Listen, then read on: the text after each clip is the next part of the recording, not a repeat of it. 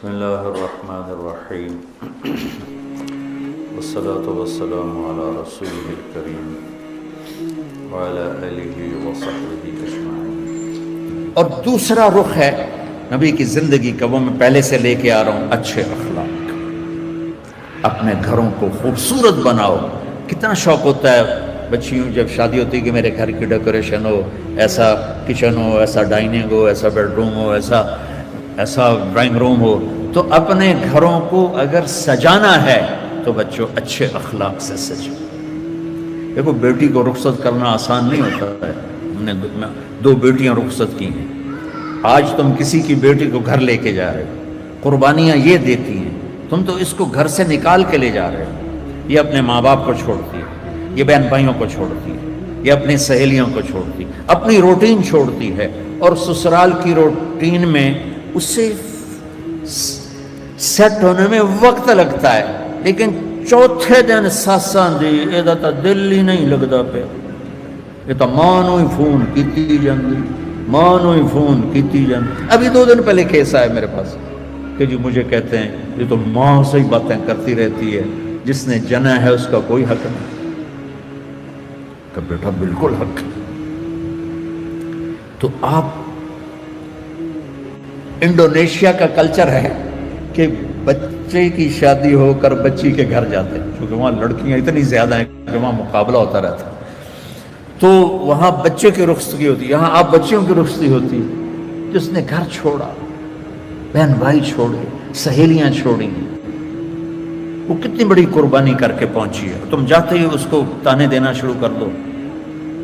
تو اچھا اس پہ قابو رکھو اگر گھر آباد کرنا ہے، چونکہ ہمارا وہ کیا اس کہتے ہیں کمبائن ہے، وہ فیملی جو ایک سسٹم ہے، تو اس میں مصیبت پہلے یہ بہت اچھا تھا کہ سب مل کے زندگی گزارتے تھے پیار سے۔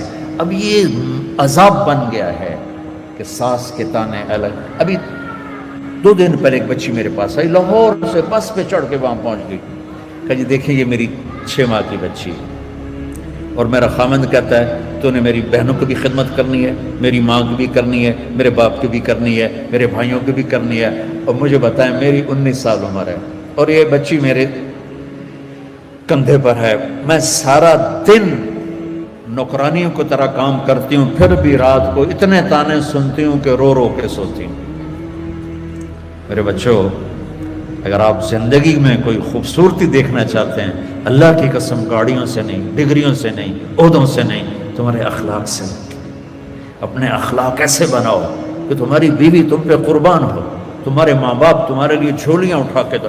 ہمارا علاقہ زمیندار ہے ماشاءاللہ، تو ہمارے ایک زمیندار دوست آئے مجھ سے ملنے، سنو غور سے، باپ کہہ رہا ہے مولانا صاحب میرا بیٹا آگ میں جل رہا ہو تو ہم ماں باپ اس کے لیے دعا نہیں کریں گے کہ اللہ اس کو بچا لے، اس نے ہمیں اتنا جلایا ہے، اتنا جلایا ہے کہ ہم کہتے ہیں ٹھیک ہے سڑ جا۔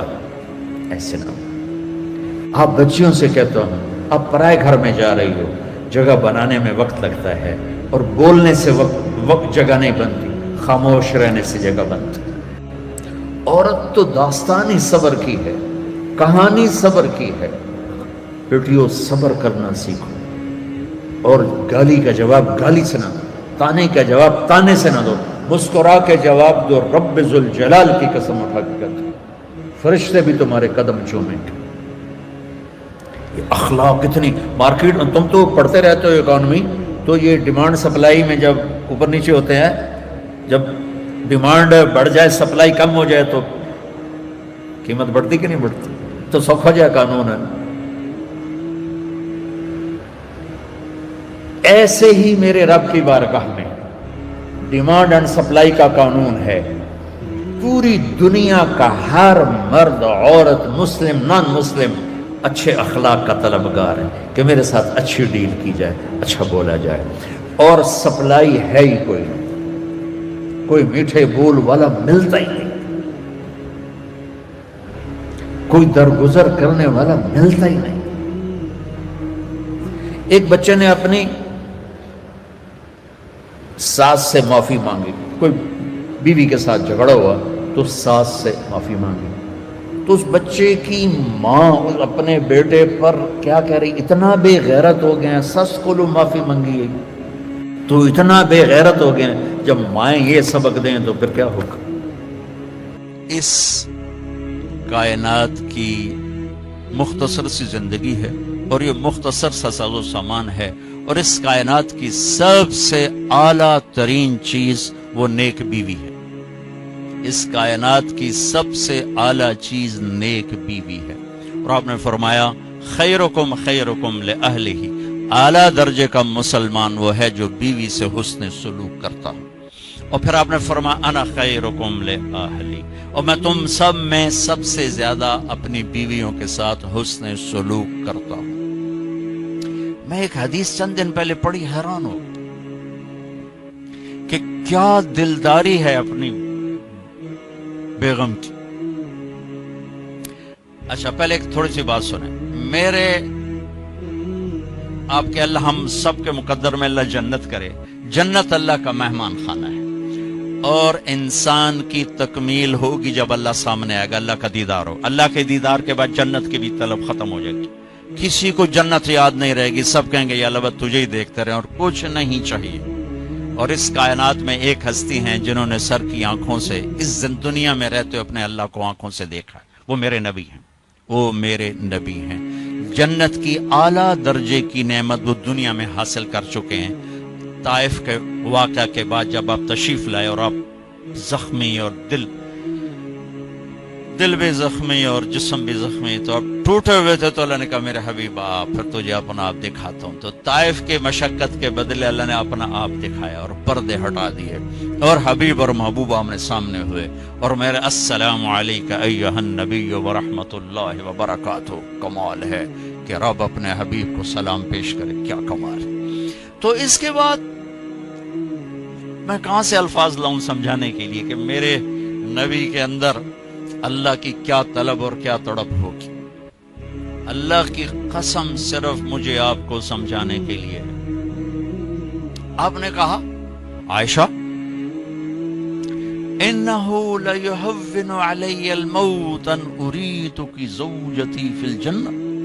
عائشہ مجھے جب سے پتا چلا ہے کہ تو جنت میں میری بیوی ہے تو میرے لیے تو مرنا ہی آسان ہوگی۔ جس نے اللہ کو دیکھا ہو، اور آپ کے آخری الفاظ تھے اللہم الرفیق الاعلی، یا اللہ ہم تیرے واسطے بیٹھا ہے، میں نے بولا جلدی بولا۔ اور پھر وہ کہہ رہے ہیں عائشہ جس دن سے پتا چلا نا کہ تو جنت میں بھی میری بیوی ہے تو میرے لیے تو موت ہی آسان ہو گئی۔ اللہ اکبر، کیا دلدار، اللہ کی قسم دلداری ہمیں سمجھانے کے لیے کہ میں اپنی بیوی کے ساتھ کیسے چلوں، اور بیگمات میرے نبی کے ساتھ کیسے چلی، یہ عورتوں کو سمجھانے کے لیے کہ ایک عورت اپنے خامند کے لیے کیسے زندگی گزارے۔ 2 مہینے گھر میں چولہا نہیں جلتا اور سب وفادار، کوئی شکوہ شکایت نہیں۔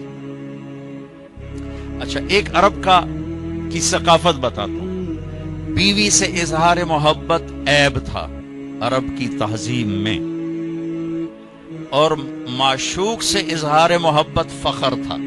شاعری بھری پڑی ہے، عرب کی شاعری بھری پڑی کہ محبوبہ سے اظہار عشق فخر، بیوی سے اظہار عشق عیب۔ یہ ہمارے سونے میوال تے ہیر رانجے یہ تو سارے فضولیات ہیں، کوئی شاید بھی سچی کوئی نہیں۔ وارث شاہ بدنی بیٹھے بیٹھے کی انہوں پئی تو پوری کہانی لکھ ہماری ہیر رانجے دی۔ لیکن لیلا اور مجنو صحیح ہیں۔ مجنو کا نام توبہ تھا، توبہ ابن السم، اور لیلا کا نام لیلا ہی تھا، لیلا الخیلیہ، عراق کا یہ قبیلہ تھا۔ تو ایک عیب کی بات ہے، لیکن وہ اس کے اشعار آج بھی عربی ادب میں گونج رہے ہیں۔ وَهَلْ تَبْكِينَ لَيْلَا إِذَا مِتُّ قَبْلَهَا وَقَامَ عَلَى قَبْرِ النِّسَاءُ النَّوَائِحُ۔ پہلا شعر میں نے پڑھا، آپ نے لیلا کا نام سنا، كَمَا لَوْ أَصَابَ الْمَوْتُ لَيْلَا بَكَيْتُهَا وَجَادَ لَهَا دَمْعٌ مِنَ الْعَيْنِ صَافِحُ۔ دوسرا شعر لیلا کا نام ہے وَأَغْبِتُ مِنْ لَيْلَا بِمَا لَا أَنَالُهُ بَلَا كُلُّ مَا قَرَّتْ بِهِ الْعَيْنُ طَائِحُ۔ پھر لیلا کا نام ہے ولو ان لیل الاخیلیۃ سلمت علی ودونی جندن وصفائح. چوتھے شعر میں لیلا کا نام ہے، ترجمہ کو چھوڑیں، میں صرف آپ کو ثقافت بتا رہا ہوں کہ یہ عرب کی ترکت ہوا لیلا وسودا بمعزل وعدت الی مصحوب اول منزل